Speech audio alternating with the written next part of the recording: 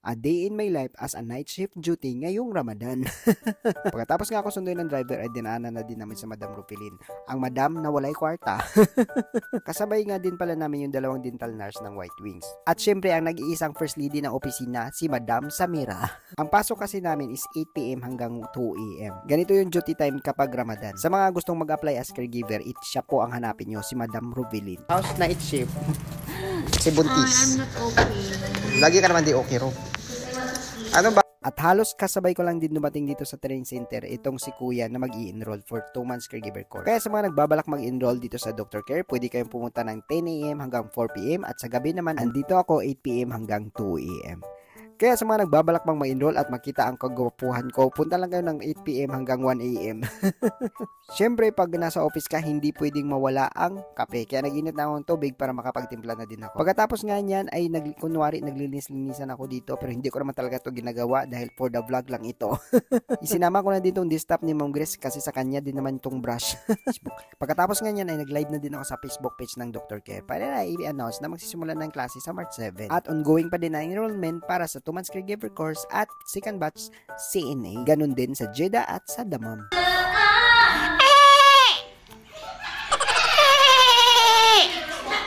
Pagdating nga nitong dalawang Teletubbies ay nagsimula na naging maingay dito sa office.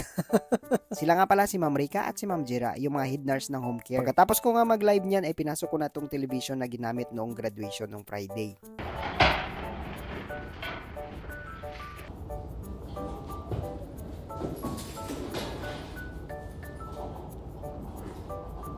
Pagkatapos ko nga maibalik yung television ay binilang ko naman itong cup na ginamit ng mga estudyante nung graduation. Pagkatapos ko nga bilangin yan ay nilagay ko na sa warehouse. Congratulations nga pala ulit sa mga mahigit 100 estudyante na nakapagtapos ng 2 months caregiver course at first batch CNA nung Friday. Ang Dr. Care Training Center ay meron palang branch sa Jeddah at sa Dammam. Kung nasa Jeddah ka, ang location nito ay nasa Flamingo Mall. Pwede ka mag-enroll doon every Friday at Saturday. Sa Dammam naman ay ongoing enrollment for 4th batch na magsisimula ang klase ngayong April 2025 after ng Ramadan. Samantalang dito sa Riyadh ay mayroon itong second batch CNA na ongoing enrollment at pati na rin ang batch 19 2 months caregiver course. Special shoutout nga pala kay Sir Mickey na nagbigay ng payong from BDO Remit. Ayan, gamit na gamit to kapag tag-init. Syempre, di naman masyadong umuulan dito pero matindi ang init. Ang tindi talaga ng payong ng BDO, pwede pang tatluhan basta maliliit lang kayong tao.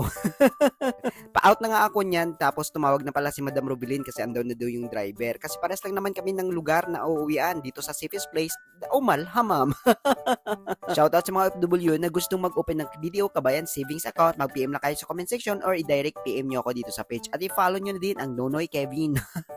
At pagkababa ko nga at habang nag-aantay kami ng driver ay pinagyabang ko na agad itong payong kay Rubilin. Syempre, nainggit na naman si Madam. At gusto niya i-shoutout si Sir Mickey ng BDO. Hindi ka Hoy, ni Sir BDO, Mickey. ba't hindi mo ako binigyan? Hindi ka kasama sa budget. Hindi na burot pangalan mo. Thank you, Sir Mike. And once again, this is Nonoy, ang gamatoy pero tisoy.